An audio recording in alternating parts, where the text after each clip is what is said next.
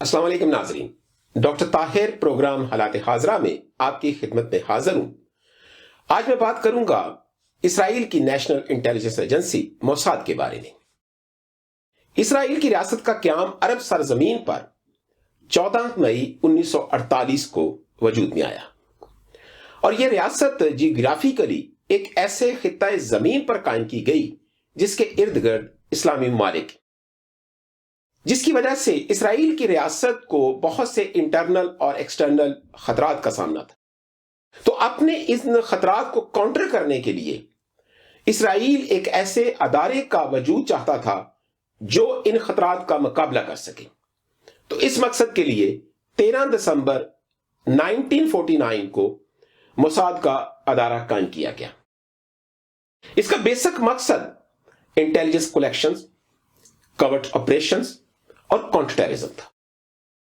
اس کو ایک director head کرتا ہے، اور وہ direct prime minister of Israel کو جواب دہ ہے۔ اس کے اندر 7,000 سے زیادہ ملازمین جو ہیں وہ کام کرتے ہیں، اور اس کا سالانہ بجٹ $2.73 بلین ہے۔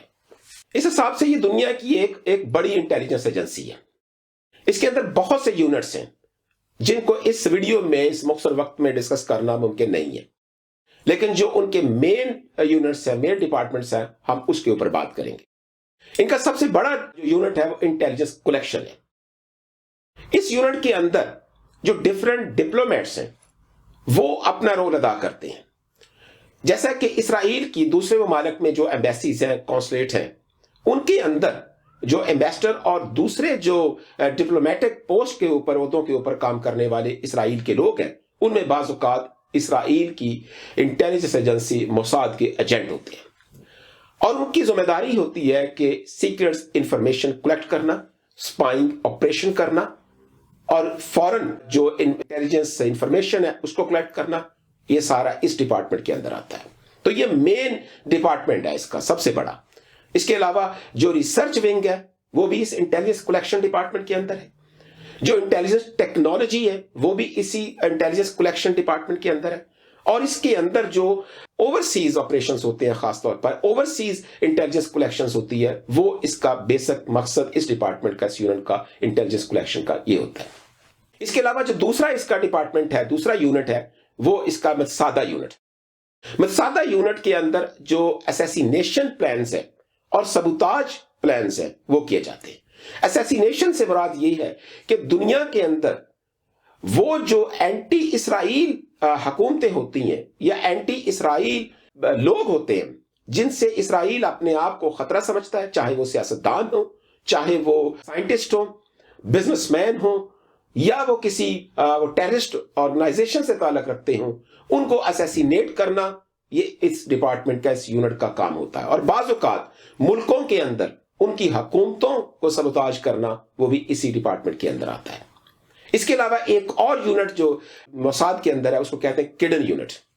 یہ کڈن یونٹ جو موسٹ سیکرٹ موساد کے اندر یونٹ ہے وہ کڈن یونٹ ہے۔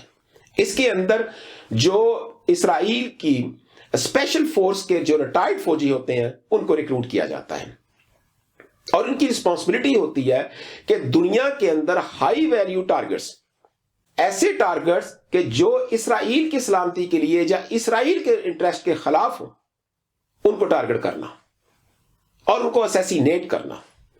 اگر میں اس کی مثال دینا چاہوں اس وقت، تو جیسے ایران کے قاسم سلیمانی ہیں جن کو جنوری 2020 میں بغداد میں اسیسینیٹ کیا گیا، اور اس کی ذمہ داری جو ہے وہ بھی موساد کے اوپر ہے۔ اور دوسرا اس کے علاوہ اگر آپ ایران کے ایک نیوکلیئر سائنٹسٹ جو محسن فخرزادہ ہے، جن کو نومبر 2020 میں ٹارگٹ کیا گیا ایران کے اندر، وہ بھی ایک موساد کا پلان تھا۔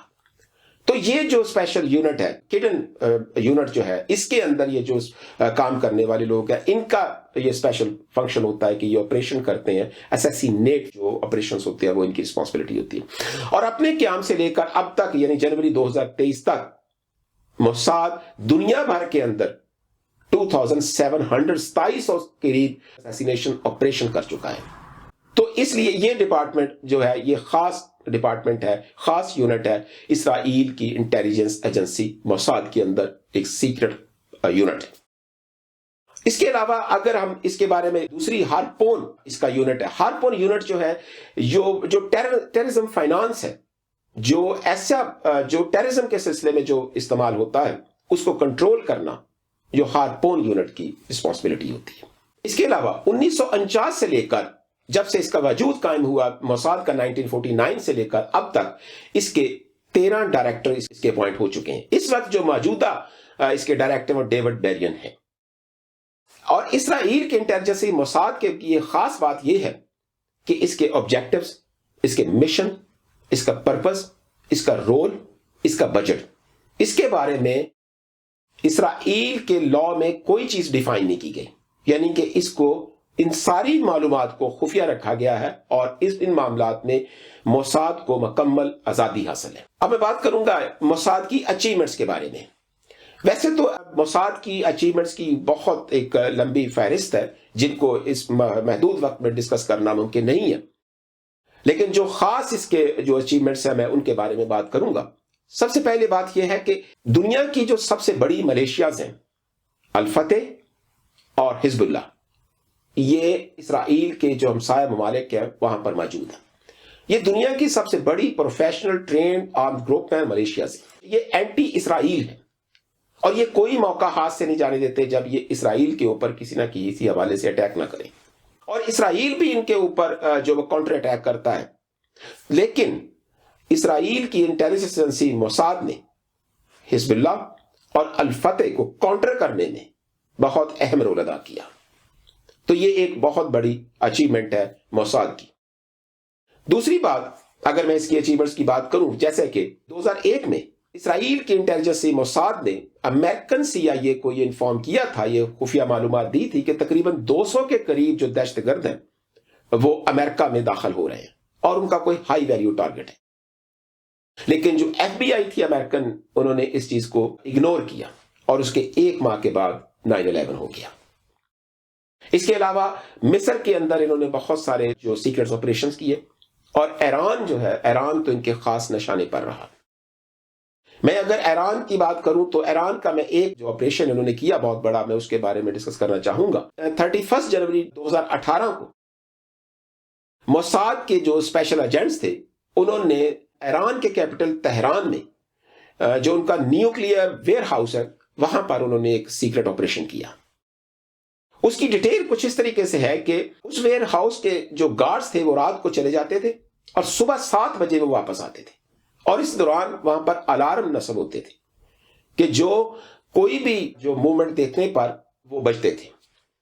تو جب یہ جو ایجنٹس تھے موساد کے وہ وہاں پر انٹر ہوئے تو سب سے پہلے انہوں نے ان الارمز کو ڈسیبل کیا، پھر انہوں نے وہاں پر 2 لوہے کے جو ڈورز تھے ان کو کاٹا، اس کے علاوہ 32 جو ایران میڈ بہت مضبوط سیفز تھیں ان کو کاٹا گیا، اور وہاں سے 1/2 ٹن کے قریب نیوکلیئر انفارمیشنز تھی، جو مواد تھا انہوں نے کلیکٹ کیا۔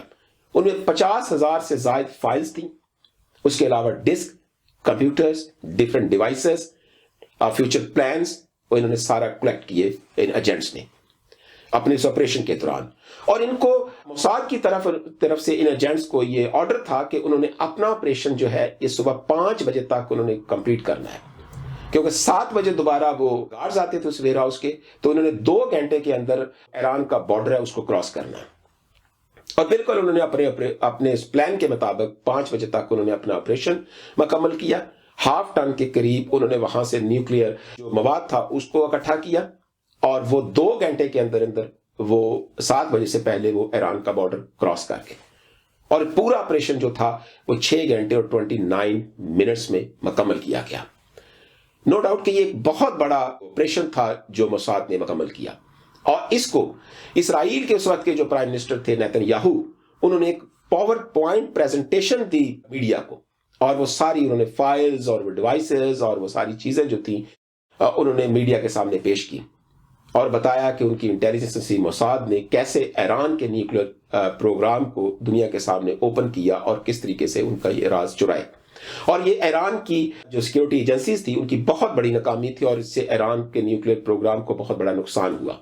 لیکن دوسری طرف موساد کے لیے یہ بہت بڑا کریڈٹ تھا. موساد کا کریڈٹ کے اوپر بھی اور بھی دنیا کے اندر بہت بڑی ان کی کامیابیاں گنی جا سکتی ہیں. دنیا کے تقریباً بہت سے ممالک کے اندر اگر آپ ان کو دیکھیں کہ دنیا کے بہت سے ممالک کے اندر انہوں نے آپریشنز کیے.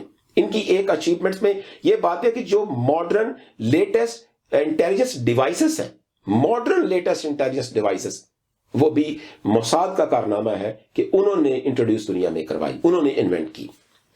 یہ جو ہم دیکھتے ہیں کہ بعض اوقات موبائل کے اوپر آپ دنیا کے کسی بھی جگہ پر بیٹھے ہوں اور ان کے پاس ایک ایسی ٹیکنالوجی ہے کہ جس کو یہ ٹارگٹ کرنا چاہیں، اس کے موبائل کو یہ ہزاروں میل دور بیٹھے ہوئے اس کے کیمرہ کو بھی آن کر سکتے ہیں، اس کے سپیکر کو بھی آن کر سکتے ہیں، اس کی پوری ایکٹیویٹیز دیکھ سکتے ہیں، اس کا پورا ڈیٹا چرا سکتے ہیں.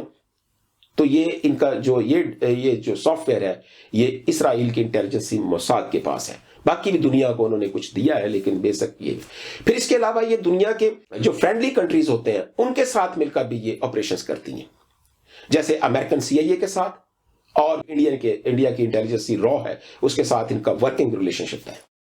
تو دنیا کے تقریباً ہر خطے میں جو موساد نے آپریشنز کیے، وہ چاہے افریقہ ہو، چاہے ایشیا ہو، مڈل ایسٹ ہو، یورپ ہو، تقریباً ہر جگہ انہوں نے بڑے کامیاب آپریشنز کیے. لیکن ایک جگہ ہے جہاں پر آج تک اسرائیل کی انٹیلیجنسی موساد کامیاب نہیں ہو سکی، وہ ہے پاکستان کا نیوکلیئر پروگرام. پاکستان کا نیوکلیئر پروگرام 1972 میں ذوالفقار علی بھٹو کے دور میں شروع ہوا اور 1987 میں پاکستان نے نیوکلیئر کیپیبلٹی حاصل کر لی تھی، اور 28 مئی 1998 کو پاکستان نے نیوکلیئر ٹیسٹ کیا. اس سارے پروسیس کے دوران 1972 سے لے کر بعد کے عرصے میں سارے پروسیس کے دوران خاص طور پر اسرائیل کی یہ کوشش رہی کہ وہ پاکستان کی نیوکلیئر انسٹالیشنز کو اور نیوکلیئر انفراسٹرکچر کو ٹارگٹ کرے، ایئر سٹرائک کرے، اس کو تباہ کرے، کورٹ آپریشن کرے، سپائنگ آپریشن کرے. ہر طریقے سے انہوں نے کوشش کی. اور بعض اس میں دنیا کے دوسرے جو ان کے فرینڈلی انٹیلیجنس ایجنسیز تھی جیسے، تو انہوں نے بھی ان کا ساتھ دیا اس میں کہ وہ کسی طریقے سے پاکستان کے نیوکلیئر پروگرام کو ایکسپوز کر سکے، اس کو ٹارگٹ کر سکے، اس کو ایئر سٹرائک کے ذریعے اس کو ڈیمولش کر سکے، اس کے انسٹالیشنز کو، پاکستان کے نیوکلیئر آرسنل کو تباہ کر سکیں. لیکن پاکستان کی جو انٹیلیجنس ایجنسی ہے ISI، انہوں نے موساد کے اس مقصد کو کبھی کامیاب نہیں ہونے دیا. یہ یہاں پر جو موساد کی ناکامی اور ISI کی بہت بڑی کامیابی ہے. لیکن اس کے باوجود اگر میں یہ کہوں کہ دنیا کی بڑی پروفیشنل اور بہترین انٹیلیجنس ایجنسیز کے اندر موساد شامل ہے، ٹاپ 10 ایجنسیز کے اندر موساد ایک بڑی کیپیبل اور پروفیشنل انٹیلیجنس ایجنسی ہے، تو یہ غلط نہ ہوگا. اس کے ساتھ ہی اجازت دیجیے، اپنی نئی ویڈیو میں آپ کے ساتھ حاضر ہوں گا اور امید ہے کہ میں انڈین انٹیلیجنس ایجنسی را کے اوپر بات کروں گا. اب تک کے لیے اجازت دیجیے. اللہ حافظ.